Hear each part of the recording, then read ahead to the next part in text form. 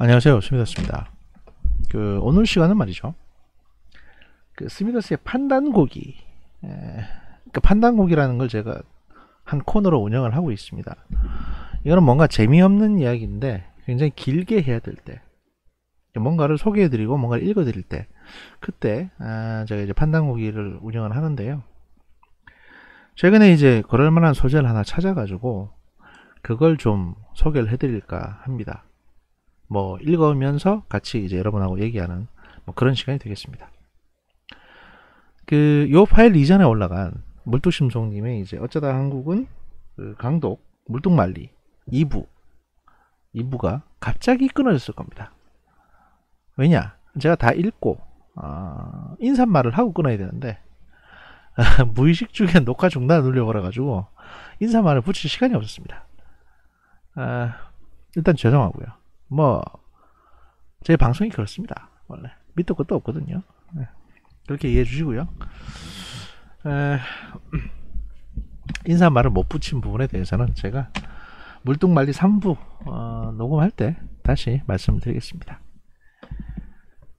그러면 오늘은 저희가 이제 요번에 판단 고기로 고른 주제는요. 최근에 이제 월간 조선에 쭉 실리고 있는 연재되고 있는 기사입니다. 그러니까 월간 조선에서 2020년 3월부터 쭉 연재되고 있는 내용인데 엄상익 변호사라는 분이 계십니다. 여기 보시면 이제 경력을 보시면 54년생이고 경기고등학교 나왔고 고려대 법대 나왔고 사시 24회 사법연수원 15기 수료 국가안전기획부 정책연구관을 하신 분입니다. 그러니까 안기부에 변호사로 있다가 국가안전기획부에 들어가서 몇 년 근무를 했다가 이제 나오신 분인데 그분이 이제 쭉 연재를 하고 있거든요. 월간조선에. 근데 사실 이분이 인권 변호사로 또 유명한 분입니다. 뭐 대도 조재영도 변호하고 이 엄상익이라고 검색을 해보면 인권 변호사라고 아마 소개가 될 겁니다. 그리고 이분의 지인들이 대부분 다 보시면 뭐 박원순, 신기남 같은 그런 이제 진보 쪽에 유명한 변호사들이었습니다.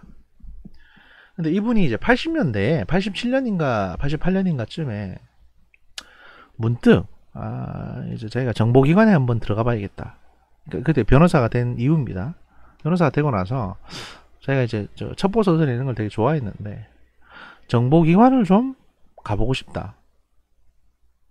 사실 여기서 보여지는 이제 신기남 의원이라는 사람이 이런 얘기를 합니다. 우리나라 정치의 핵심은 정보기관이다. 너 정보기관 좋아하잖냐? 그러니까 정보기관에 들어가서 몇 년간 취재하면 유익할 것이다 라는 얘기를 듣고 정보기관을 한번 가봐야겠다. 거기에 관심을 갖게 됩니다. 그래가지고 늦은막한 나이에 54년생인데 89년도에 87년도쯤에 정보기관을 가려고 생각하거든요. 그러니까 한 30대 중반쯤 됐네요. 그 나이에. 그래서 이제 이런저런 모험을 시작하는 마치 신밧드의 모험 같은 신밧드의 모험 같은 그런 얘기입니다. 그래서 이제 내용 중에는 80년대 당시 국가안전기획부가 어떻게 훈련을 시켰는지 또 어떤 생각을 가지고 있는지 이런 것들이 들어 있습니다. 요 4편을 통해서 지금 앞으로 계속 연재가 되고 있을 텐데 제가 계속 연재가 되는 대로 다 소개를 해드릴 겁니다. 그리고 제가 이걸 왜 소개해 드리려고 하냐면 이게 이제 70년대에서 80년대로 교육이 넘어오고 90년대, 2000년대, 2010년대, 2020년대까지 이제 지속적으로 뭐 이런 교육들이 발전을 하고 있습니다만 교육의 근본적인 내용은 그러니까 이제 정보기관의 교육의 근본적인 내용은 크게 변하지는 않거든요. 사람이 변하지 않는데 내용이 변하겠습니까? 게다가 북한은 그대로지 않습니까? 그렇기 때문에 여러분들이 궁금해하시는 국정원에서는 도대체 어떤 교육을 받나 이런 데 대한 일면을 볼 수 있는 그런 내용들이 하기 때문에 제가 소개를 좀 해드리려고 합니다. 일단 이제 1부는 이 엄상익 변호사가 경험한 정보기관 1부는 사실은 뭐 여러가지 자기 지인들에 대한 소개입니다.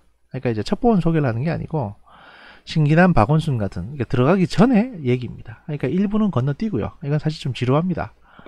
읽어보고 싶으신 분들은 여기 사이트 들어가서 읽어보시면 됩니다. 2부부터 시작을 하겠습니다. 엄상익 변호사가 경험한 정보기관 2.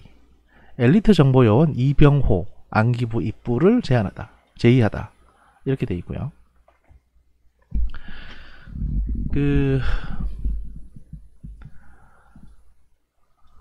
내용을 일단 보겠습니다. 이병호라는 사람은 이 사람이고요.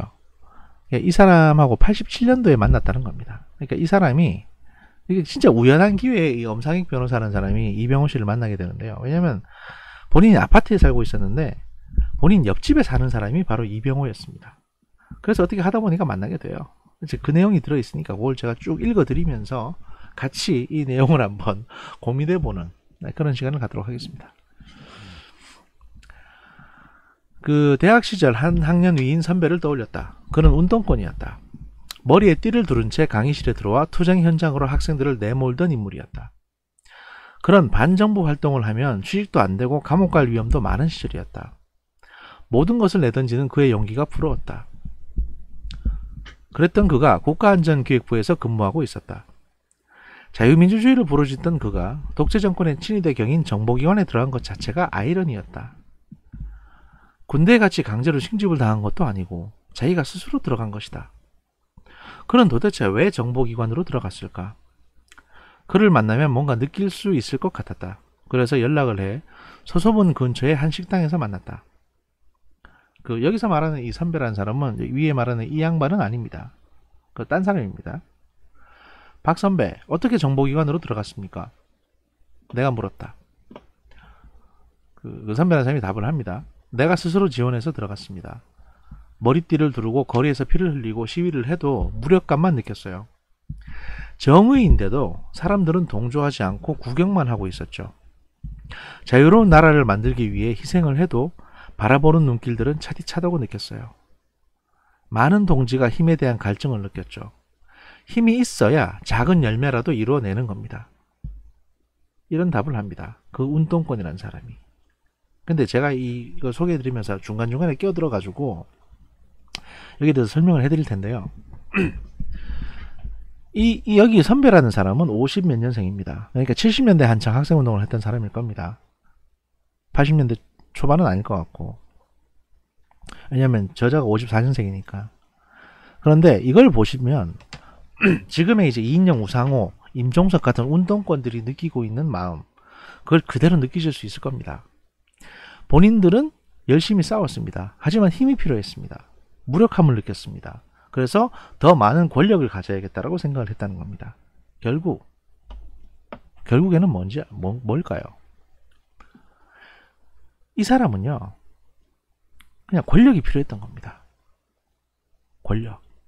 지금 이인영이나 우상호나 이런 사람들도 뭐 무슨 정의나 자유나 이런 거에 관심을 두기보다 그냥 그 스스로 개인이 그냥 권력을 갖고 싶었던 거예요. 내가 내 마음대로 할 수 있는 세상. 힘에 대한 갈증, 여기 표시되는 것처럼. 내가 내 뜻을 펼치고 싶은데 권력이 필요하다. 그래서 학생회장도 되고 나중에 정치권에 기웃거리다가 국회의원도 되고 지금 장관이 되고 싶어도 하고 그런 거 아니겠습니까? 제가 운동권에서 활동하는 사람들을 다 폄하하고 싶은 생각은 없습니다. 물론 순수한 의도를 가지고 열심히 하는 사람도 있겠죠. 그런데 물론 그거를 무 자르듯이 정확하게 구분할 수는 없습니다. 저 사람이 순수한 의도를 갖고 있는지 아니면 단순히 권력을 위해서 이걸 이용하는지 아니면 둘 다인지 순수함도 있고 권력도 있는지 권력욕도 있는지.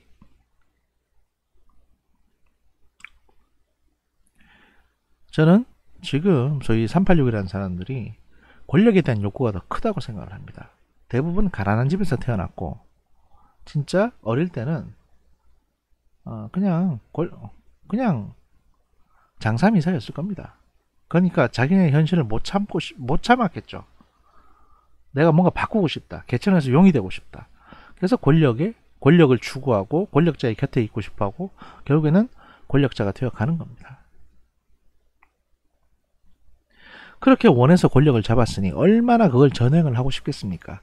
그게 지금 나타나는 국정농단의 여러 가지 모습들이죠. 일단 계속 하겠습니다. 그래서 이제 물어봅니다. 정보기관에서 어떤 일을 하십니까? 그랬더니 답합니다. 박선배라는 사람이. 그건 보안이라 말해줄 수 없어요. 그렇다면 추상적으로라도 말해줄 수 없어요? 엄 변호사가 상상할 수 없는 영향력이 있는 일을 하고 있습니다. 나는 다시 태어난다고 해도 지금 하고 있는 일들을 할 거예요. 다시 태어난다고 해도 라는 그 말 자체가 나의 뇌리에 깊숙이 각인되고 있었다. 그가 잠시 생각하는 표정이더니 이렇게 말했다. 사무실에서 만드는 보고서의 끝에 조치 의견이라고 해서 나의 생각을 씁니다. 그 정보 보고서가 관계부처로 통보되면 바로바로 정책이나 제도가 바뀌는 걸 눈으로 봅니다. 정보기관 보고서의 마지막에 있는 작성자의 의견은 그대로 국가를 바꿀 수 있는 명령이 되는 거죠. 그런 영향력은 국회의원도 언론도 없어요.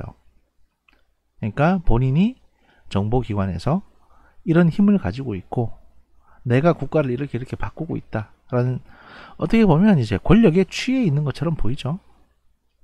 지금도 크게 다르진 않을 겁니다. 물론 이제 이때의 국가안전기획부나 그 이전의 중앙정보부만큼의 무소불위의 권한은 아니겠지만 지금 국정원도 각 부처에 많은 영향을 끼치고 있는 건 사실이죠.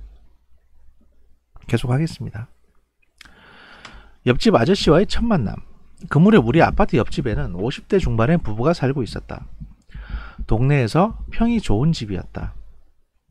그 집 부부는 우리 부부와 같은 교회를 다니고 있었고 그 집 남자는 구역의 책임자로 우리 집에 와서 함께 예배를 보기도 했다. 독실한 기독교 신자라는 거죠. 아내는 옆집 부부에 대해 이렇게 말했다. 여보, 옆집 사모님을 보면 미모에 항상 미소를 짓고 살아. 믿음이 얼마나 깊은지 남편과 아이들을 위해 새벽 기도를 거르는 날이 없다고 그래. 그래서 가족이 잘 되나 본데 나는 발뒤꿈치도 못 따라가겠어. 경비 아저씨 말로는 그 집 아저씨가 청와대에 있다고 그래. 한 번은 아내가 문 앞에서 이불 먼지를 털다가 빨래를 가지고 나온 그 집 부인과 마주쳤다. 그 집 아저씨는 청와대에 계신다고 하던데 맞아요? 아내가 그 집 부인에게 물었다. 그건 아니고요. 우리 집 그이는 사실 안전기획부에 있어요. 그 집 부인이 조심스럽게 말했다. 우리 남편이 그 기관에 관심이 있는 것 같은데, 아내가 말했다. 그러면 한번 우리 아이 아버지와 엄 변호사가 얘기할 자리를 만들게요. 그날 저녁밥 먹는 자리에서 아내가 불쑥 내게 이렇게 말했다. 내가 미쳤나봐. 옆집 아저씨가 안전기획부라는 곳에 있다고 그래서 내가 우리 남편이 그런 기관에 관심이 있다고 말해버렸어. 당신이 나한테 그런 말을 직접 한 적이 없는데 내가 왜 불쑥 그런 말을 했는지 모르겠어. 아내는 자신도 모르겠다는 표정이었다. 말을 하지는 않았지만 나의 생각을 알고 있는 것 같았다. 그게 어떤 기관이래? 나도 모르죠. 옆집 아저씨 한번 뵙자고 말을 해봐. 주말 오후였다. 옆집 남자가 우리 집으로 건너왔다. 흔히 보는 평범한 이웃의 인상이었다. 그와 아파트 거실 바닥에 철퍼덕 앉아 책상 다리를 하고 마주 앉았다. 뭐 궁금한 게 있다면서요? 그가 밑도 끝도 없이 이렇게 말을 시작했다. 안전기획부에 근무하시다면서요? 사실 그래요. 보안이라 남에게 말하진 않았지만. 그가 고개를 끄덕이며 긍정했다. 안전기획부가 뭐 하는 데입니까? 글쎄, 내가 뭐라고 대답을 해야 되나? 그는 순간 난감한 표정을 지었다.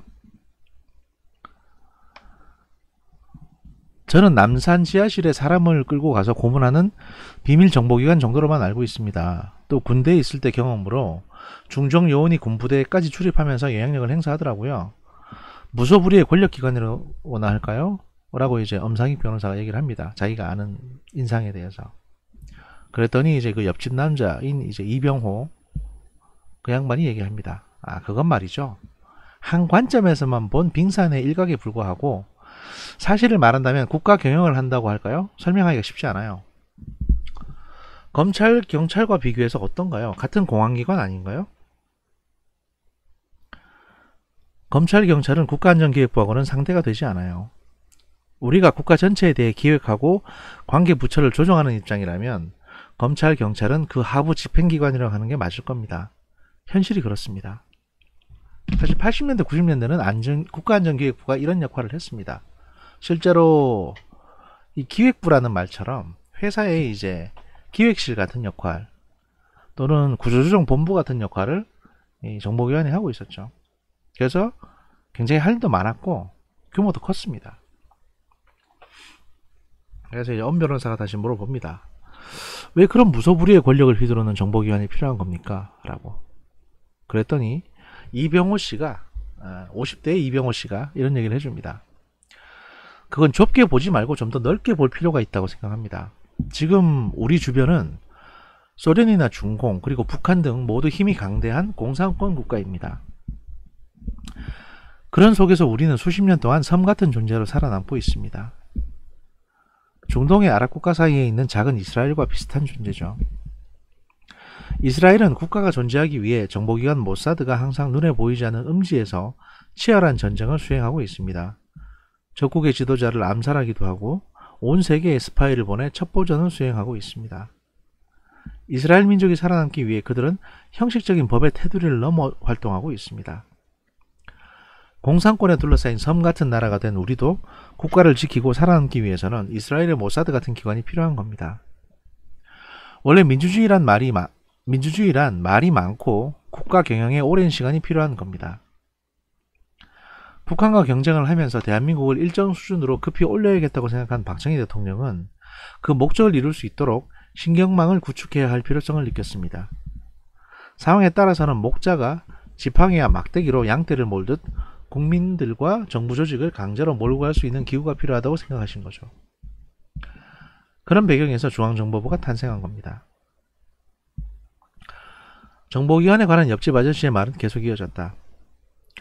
우리나라 특성상 미국이나 영국 같은 나라의 정보기관과는 다르게 만들었어요. 강력한 힘을 그곳으로 모은 거죠. 미국만 해도 CIA는 정보와 공작만 하고 수사는 FBI가 하죠. 그런데 우리나라는 정보기관에 수사권도 합치게 했죠. 그뿐만 아니라 대통령 직속 기구로 해서 정부 각 부처나 조직에 대한 조정 통제권도 부여했어요. 정보기관의 통보가 대통령의 명령이나 마찬가지의 힘이 된 거죠. 그의 말을 내가 받았다. 정보기관에 제가 호기심을 갖고 있습니다. 프레드릭 포사이트가 쓴 첩보소설들을 거의 다 읽었습니다. 국내 작가로는 김성종 씨의 오열이라는 작품도 재밌게 읽었고요. 한번 직접 경험해보고 싶습니다. 프랑스의 소설가 앙드레 말로는 글을 쓰기 위해 실제로 전쟁에 참여해보기도 하고 게릴라가 되기도 했다. 해밍웨이도 스페인 내전에 참여해 그때의 경험을 소설로 썼다. 서머셋 몬도 비밀정보기관에 들어가 체험을 했다. 그래서 그렇다는 거죠. 그래서 이병호 씨가 얘기합니다. 저도 장교로 있을 때 첩보소설을 좋아해서 많이 읽었어요. 그러다가 육군 중령 때 중앙정보부 해외공작국 정보요원으로 들어갔죠. 언젠가 시간이 되면 외국 정보기관에 대한 책들을 번역해서 발표하고 싶어요. 정보기관에 근무하면서 뭘 얻었습니까? 내가 핵심을 물었다. 국가 경영의 실체와 권력의 본질이라고 할까요? 거기에 저 같은 변호사도 잠시 일할 자리가 있을까요? 물론입니다. 미국의 CIA도 변호사 출신이 만들었습니다. 지금의 안전기획부는 새로운 사람들이 필요한 때라고 생각합니다. 어떤 조직이든지 한 계통의 사람만 쓰다 보면 파벌이 형성되고 자리를 독점하게 되죠. 우리 정보기관은 창설 당시 군 특무대나 헌병대 출신들이 많이 있었습니다. 어떤 조직이든지 그 수준은 거기에서 일하는 사람들의 질에 달려있죠. 군계통이나 경찰계통 사람들을 쓰다가 대학 졸업자들을 공개 채용해서 정예요원으로 만들어 갔습니다. 그런데 어느새 그들이 거의 조직을 장악할 정도로 커졌습니다. 옆집 아저씨는 정보기관이 요원 구성에 있어 변화를 주고 있다는 말도 했다. 지휘부에서는 그들을 견제할 수 있도록 또 다른 다양한 엘리트 그룹을 만들려고 계획하고 있습니다. 대학 시절 시위를 주도했던 학생회장 출신들을 여러 명 스카웃했습니다. 지금의 간부들 중에는 그런 사람들이 많이 있습니다. 그리고 지난해 처음으로 고시에 합격한 엘리트들을 몇 명 뽑았습니다. 서울대를 나오고 사법행정, 고시 양과에 붙은 사람들을 뽑았죠. 그런 사람들이 조직의 질을 높인다고 보는 거죠. 지금까지는 옛날 군대에 특무대, 헌병대에 남아있던 헌병대에 있던 사람들이 남아 있습니다. 앞으로 그들이 자연적으로 정리되면서 조직이 엘리트화 되어야죠. 그곳의 정의요원들은 어떻게 만들어집니까? 라고 물었더니 이병호 씨가 이렇게 답변합니다. 안전기획부에서 정의요원으로 만들 사람들에게는 엄청난 고통을 주는 훈련을 시킵니다. 저도 육군사관학교를 졸업하고 월남전에 소대장으로 참전했던 사람입니다만 군 부대의 유격과는 비교가 안 될 정도로 혹독한 과정을 거칩니다. 낙하산도 타야 하고 서해안의 무인도에 가서 지옥훈련을 하면서 침투 과정을 겪기도 합니다. 북한에서 대한민국에 간첩을 보낼 때 시키는 밀봉 교육과 그 훈련 내용이나 강도가 비슷하다고 보면 될 겁니다. 그리고 왜 대한민국을 지켜야 하는지 애국심과 철저한 정신교육을 받죠. 정의요원으로 사용하지 않을 인물들에 대해서는 그렇게 훈련시키지 않습니다. 용도에 따라 교육과정이 다 다르고 개별적으로 진행시키고 있습니다. 그러면 저 같은 사람은 안 되겠네요. 몸도 따르지 못하고 그만한 의지도 없으니까요. 나는 생각이 달라지고 있었다. 엄 변호사 같은 엘리트 출신에게는 그런 훈련 과정 없이 지능을 필요로 하는 정보 분석 업무만 시킬 수도 있습니다. 그렇게 되면 정보기관 요원들이 실제로 어떤 일을 하는지 그 생리를 전혀 모르게 됩니다. 보안이라 제가 다 털어놓을 수는 없는데 한번 자청해서 정예 요원들이 훈련받는데 합류해 보세요. 체력이 따르지 못하면 옆에서 지켜보는 것만으로도 많은 걸 얻을 수 있을 겁니다.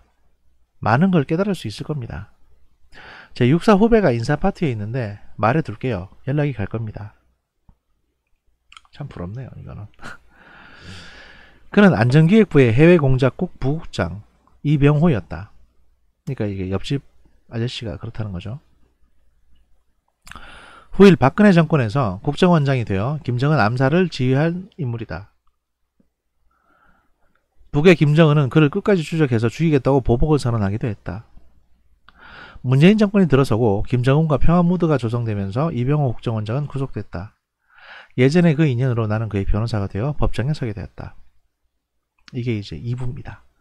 2부 첫 시간이었고요. 조금 쉬었다가 제가 3부 마저 하도록 하겠습니다.